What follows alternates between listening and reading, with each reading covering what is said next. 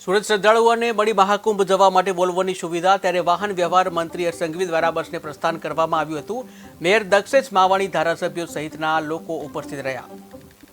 ગુજરાતના સૌ ભાવિ ભક્તો માટે ગુજરાતના વિવિધ શહેરોમાંથી પ્રયાગરાજ મહાકુંભની આસ્થામાં ડૂબકી મારી શકે તે માટે અત્યાધુનિક વોલ્વો બસની શરૂઆત કરવામાં આવી છે।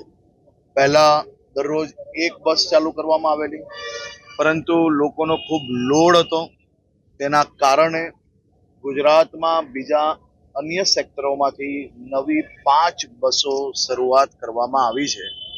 આ બુકિંગ મહત્તમ કાલ અને પરમ દિવસથી મોટાભાગની બસો બુક થઈ ગઈ છે અને બાકી બી વ્યવસ્થાઓ લોકોને મળી શકે તે માટે રાજ્ય સરકાર દ્વારા વિવિધ પ્રયાસ